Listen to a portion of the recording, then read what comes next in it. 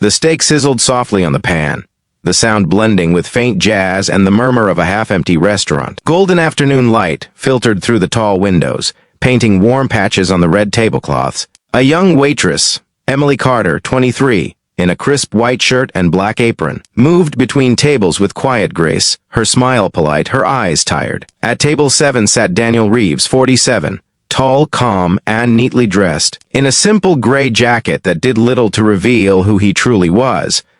To everyone else, he looked like an ordinary customer. But behind those steady eyes was a billionaire, a man who'd built an empire of steel and glass, yet hadn't tasted genuine human warmth in years. He came here that day not for a steak, but to feel invisible for once. If you believe kindness still matters, take a second to like, comment, and subscribe to Everyday Heroes, where real stories of compassion still shine in a noisy world. When Emily approached, she hesitated slightly, clutching the order pad.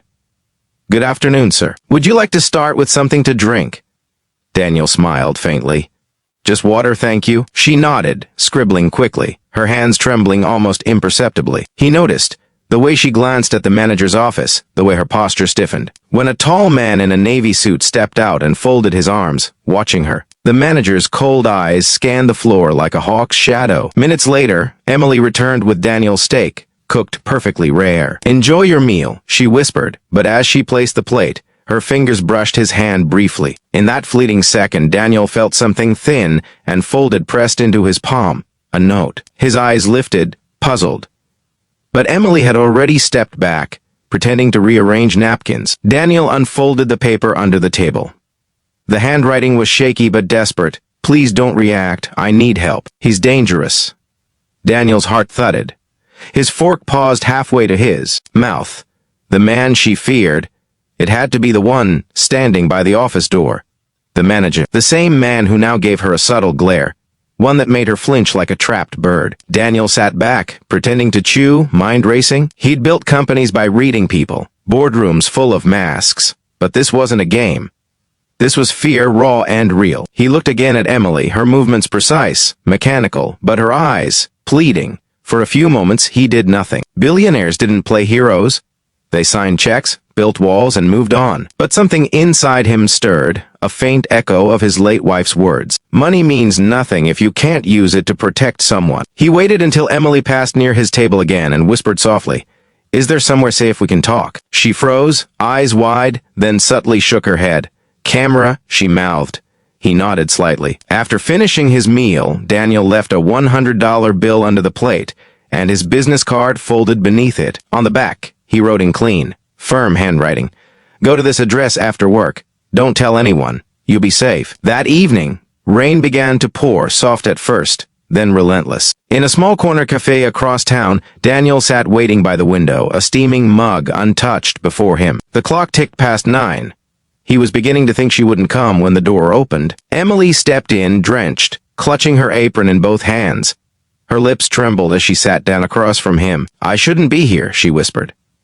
"If he finds out, tell me everything," Daniel said gently. She glanced around, lowered her voice. "The manager, Carl. He's been forcing the staff to give him part of their tips. Anyone who refuses gets fired, or worse. A girl last week was threatened in the parking lot. I tried to call the police, but he's got connections. He said he'd find me if I talked." Daniel's jaw tightened. The faint light from the cafe flickered across his face, revealing the sharp edge of anger, not the kind that builds empires, but the kind that seeks justice. "Emily," he said, his tone steady, "you did the right thing." She shook her head. "You don't understand. I can't lose this job. My mom's surgery. I'm the only one paying for it." He leaned forward, voice calm but resolute. "You won't lose anything. You have my word." She frowned, unsure what that meant, until the next morning when 2 black cars pulled up outside the restaurant. Within hours, inspectors and officers were inside, questioning staff, reviewing footage, and leading Carl away in handcuffs. The staff whispered in shock. Emily stood frozen behind the counter, trembling. Then she saw him, Daniel, standing quietly by the door. This time, he wasn't in a gray jacket. He was in a tailored suit, surrounded by men she'd only ever seen in magazines. Her breath caught. "You." Daniel gave her a small, kind smile. "I own this chain now," he said softly.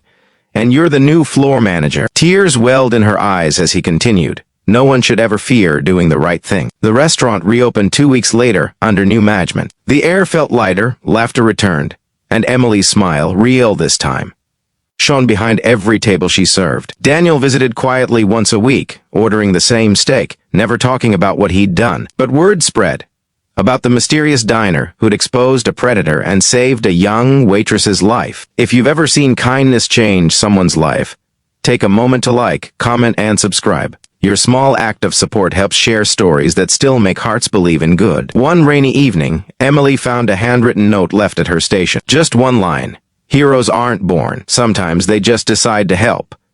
She smiled, eyes glistening. Outside, through the reflection on the wet glass, she saw Daniel walking away into the night. No cameras, no fame, just a quiet man who'd once gone undercover for a meal and ended up changing a life forever. Sometimes, the greatest acts of kindness happen in silence. You never know how one small decision, to notice, to care, to act, can become the turning point in someone's darkest hour. Quote to remember: real power isn't in money or titles. It's in the courage to protect those who can't protect themselves.